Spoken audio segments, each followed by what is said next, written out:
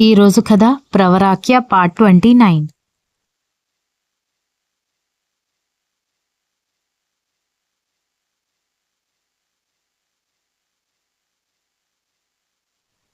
దాంతో సర్దుకుని కూర్చోడంతో సంయుక్త నా మీద కోపంగా ఉన్నట్టుంది అధర్వ అని సాగరిక అతనితో చెప్పేసరికి నీ మీద ఎందుకు కోపంగా ఉంటుందని అడిగాడు అతను. ఏమో అంది. అధర్వ నా వైపు చూశాడు కానీ నేను సీరియస్ లుక్ ఇచ్చేసరికి తనకి కోపం ఎక్కువ, మనమే కాస్త అడ్జస్ట్ అవ్వాలని అతను సమాధానం చెప్పాడు. దాంతో బీభత్సమైన ఆశ్చర్యం సాగరిక మొహంలో చూస్తే తాపీగా తను చెప్పాలనుకున్నది చెప్పేసి నార్మల్గా కూర్చున్నాడు అధర్వ. హా గాడ్, ఇతనికి నేను భయపడే స్టేజ్ నుంచి అతను నాకు భయపడే స్టేజ్కి వస్తున్నామేంటని ఆశ్చర్యపోతున్నాను నేను. అధర్వ వర్షన్. ఇందాక సీసీటీవీ ఫుటేజ్ చెక్ చేస్తున్నప్పుడు నా పక్కకి ఎవరో వచ్చినట్టుగా అనిపించడంతో ఒకసారి తల తిప్పి చూసి ఆశ్చర్యపోయి వెంటనే పెద్ద పెద్ద కళ్ళతో నన్ను చూసిన సంయుక్తని చూసి ముందుకు తిరిగిపోయాను. కానీ లోపల జూలో ఉన్న జంతువులన్నీ ఆడుకోవడం నాకు తెలుస్తూనే ఉంది.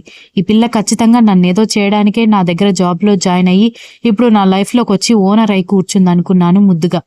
ఫ్రెష్గా తలస్నానం చేసి రావడం వల్ల ఆమె తల నుంచి వస్తున్న పరిమళం ఇంకా నన్ను వీడలేదు.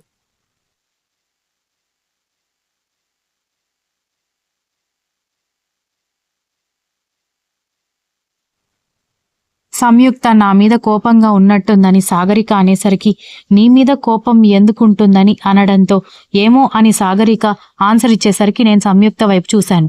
తను నా వైపు సీరియస్గా ఒక లుక్ ఇచ్చేసరికి వెంటనే తడబడి తనకి కోపం ఎక్కువ, మనమే అడ్జస్ట్ చేసుకోవాలని చెప్పి నార్మల్గా కూర్చున్నాను. ఎంత కంట్రోల్ చేసుకున్నా ఆమె పరిమళం నన్ను వీడకపోకుండా ఉక్కిరి బిక్కిరి చేస్తుంటే పక్కనే ఉన్న సంయుక్త చేయి పట్టుకోకుండా ఉండడానికి చాలా కష్టంగా నన్ను నేను తమాయించుకుంటున్నాను. ఇంతలో నీ ఎడ్యుకేషన్ క్వాలిఫికేషన్ ఏంటని సాగరిక సంయుక్తను అడగడంతో జర్నలిజం అని సమాధానం ఇచ్చింది. దాంతో సాగరిక కోపంగా చూస్తూ అదేంటి, నన్ను చేసుకోమని మా డాడీ నిన్ను అడిగినప్పుడు పేదింటి నుంచి వస్తేనో లేకపోతే అగ్రికల్చరల్ బీఎస్సీ చేసిన అమ్మాయిని అయితే చేసుకుంటానని చెప్పి జర్నలిజం చేసిన అమ్మాయిని ఎలా చేసుకున్నావని కోపంగా అడిగింది. దాంతో సంయుక్త టక్కున నా వైపు తిరిగేసరికి ఏం చెప్పాలో అర్థం కాక తడబడిపోయాను. సంయుక్త వర్షన్. ఉన్నట్టుండి ముగ్గురి మధ్య నిశ్శబ్దం ఆవరిస్తే దానిని ఛేదిస్తూ నీ ఎడ్యుకేషన్ క్వాలిఫికేషన్ ఏంటని నన్ను సాగరిక అడిగింది. నేను జర్నలిజం అని సమాధానం చెప్పడంతో ఆ అమ్మాయి మొహంలో రంగులు ఎందుకు మారిపోయాయో నాకు అర్థం కాలేదు. వెంటనే తను మా సీఎం సార్ వైపు చూసి అదేంటి, నన్ను చేసుకోమని మా డాడీ అడిగినప్పుడు పల్లెటూరు నుంచి వచ్చిన అమ్మాయి లేదంటే అగ్రికల్చరల్ బీఎస్సీలో గ్రాడ్యుయేషన్ చేసిన అమ్మాయిని చేసుకుంటానని ఇప్పుడు జర్నలిజం చేసిన అమ్మాయిని పెళ్లి చేసుకున్నావని అడిగింది. నేను షాక్ అయి మా సీఎం సార్ వైపు చూశాను. సంయుక్త వర్షన్. సాగరిక అలా అనేసరికి ఆశ్చర్యంగా సీఎం సార్ వైపు చూసేసరికి టెన్షన్గా నా వైపు చూస్తూ కనిపించాడు. సో అదన్నమాట విషయం. అందుకే బర్త్డే పార్టీలో తను నా వైపు కోపంగా చూసింది.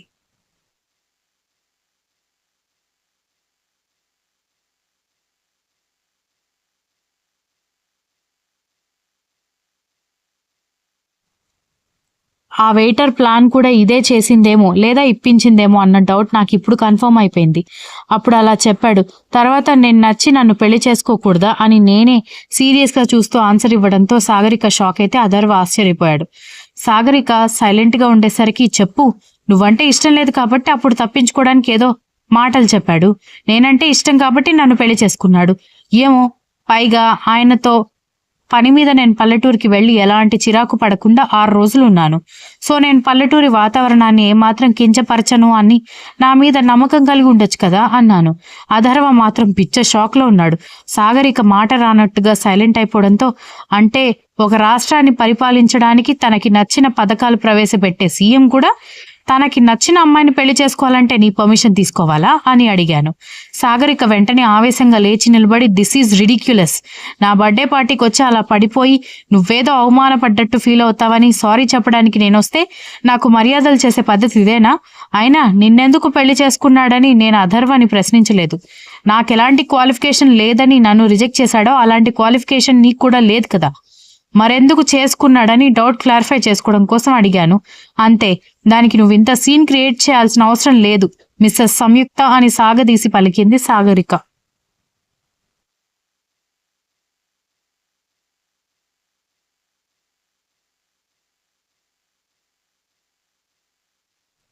ఓకే, నువ్వు క్వశ్చన్ వేయలేదు, ఒప్పుకుంటున్నాను. కానీ మా ఇద్దరికి కొత్తగా పెళ్ళైంది.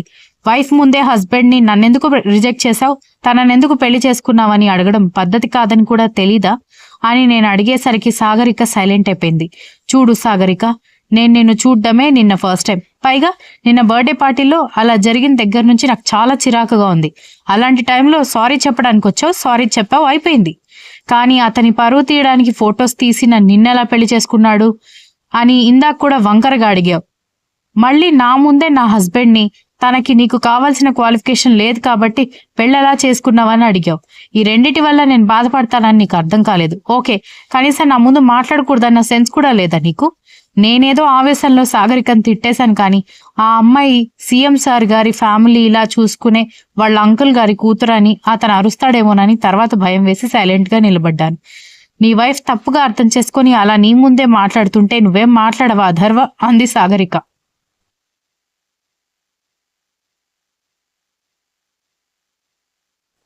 ఈసారి ఆమె గొంతులో ఇందాక పొగరలేదు, దీనంగా వచ్చినట్టుగా అనిపించింది. అందితే జుట్టు, అందకుంటే కాళ్ళు.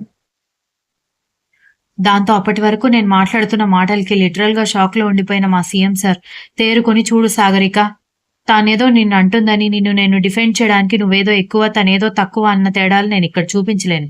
నువ్వన్నది నిజమే. నేను రిజెక్ట్ చేసినప్పుడు రీజన్ అదే చెప్పాను, కానీ అది రీజన్ మాత్రమే.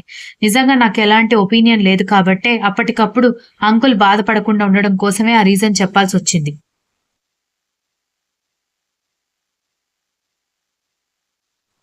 సంయుక్తని నేను ప్రేమించి పెళ్లి చేసుకున్నాను అన్నాడు.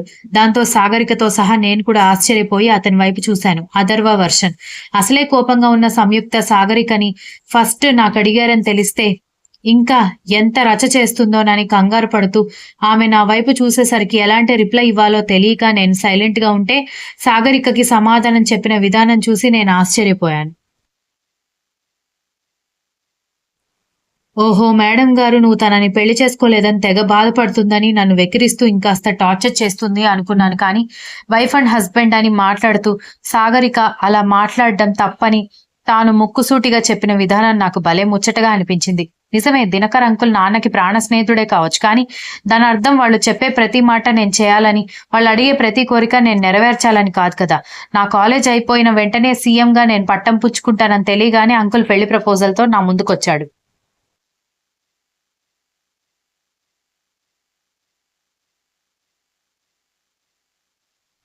అసలే నాకు ఇష్టమైన వృత్తి కాకుండా నాన్నగారి వీడ్కోలు వల్ల ఆ పదవిలోకి వచ్చి ఇరుక్కున్నానని బాధ ఉన్న నాకు అప్పుడు సంబంధం అంటే చాలా కోపం వచ్చింది.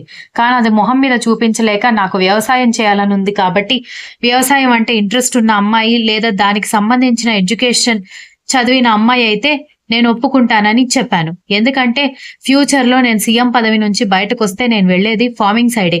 ఎందుకంటే అప్పుడప్పుడు నాన్నతోనూ, ఆ తర్వాత నాన్న చనిపోయాక దినకర్ అంకుల్ ఇంటికి వెళ్లిన ప్రతిసారి ఎక్కడ కొంచెం డస్ట్ ఉన్నా కూడా సాగరిక అరిచి గోలగోల చేసి పనివాళ్లని ఏడిపించి నానా రకాలుగా ఇబ్బంది పెట్టేది, అది క్లీన్ చేసే వరకు. సో అప్పుడే ఆమెకి మట్టి అన్న దుమ్మన్నా నచ్చదు కాబట్టి అలాంటి కండిషన్ పెడితే ఖచ్చితంగా నన్నైనా వదిలేసుకుంటారు. కానీ తనకి నచ్చంది చెయ్యదు కాబట్టి అలా చెప్పడమే నేను కరెక్ట్ అనుకున్నట్టుగానే ఆ వ్యవసాయానికి నాకు అస్సలు కుదరదని చెప్పి తనే పెళ్లి క్యాన్సిల్ చేయించింది. ఇప్పుడు సంయుక్తని అలా తన ఎడ్యుకేషన్ క్వాలిఫికేషన్ అడిగి తన ముందే నా గురించి అడిగేసరికి అంత ఓపెన్ అయిపోతుంది అని కంగారు వచ్చింది. పైగా ఊర్లో సర్పంచ్ కూతురు ప్రవర్తనకి సంయుక్త మొహంలో అప్పుడప్పుడు కోపం చూసేవాణ్ణి. ఇప్పుడు కూడా సాగరిక పద్ధతి అస్సలు నచ్చక ఆ కోపం నా మీద చూపిస్తుందని కూడా నాకు తెలుసు. కానీ ఇలాంటి రియాక్షన్ నేను ఎక్స్పెక్ట్ చేయక నేను కూడా సంయుక్తకి సపోర్ట్ చేయడంతో సాగరిక విసురుగా ఇంట్లో నుంచి బయటికి వెళ్ళిపోయింది.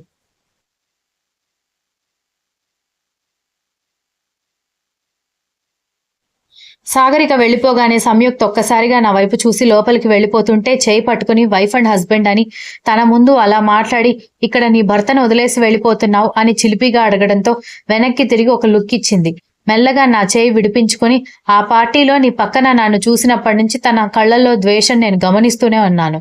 అసలు నాకు రాత్రలా జరగడానికి వెనుక తన హ్యాండ్ ఉందని నా డౌట్. పైగా ఇందాక నువ్వు సీసీ ఫుటేజ్ అడిగినప్పుడు తను టెన్షన్ పడ్డం కూడా గమనించాను. పైగా మన ఇద్దరి పెళ్లి ఏ పరిస్థితిలో జరిగినా వైఫ్ ముందు హస్బెండ్ ని ఎలాంటి క్వశ్చన్స్ అడగాలో కనీసం ఆ అమ్మాయికి తెలిసి ఉండాలి. అది నేనే కాదు, నా ప్లేస్ లో ఎవరున్నా సరే హర్ట్ అవుతారు. అందుకే అంత స్ట్రైట్ గా తనకి ఆన్సర్ చేయాల్సి వచ్చింది. అది చూసి నువ్వేదో స్టోరీస్ రాసుకోకు అని నేను చెప్పేసి వెళ్ళిపోవడంతో అబ్బో అనుకున్నాను తన తిప్పుడు చూసి. Continuous. If you like this story please like, share, comment and don't forget to subscribe.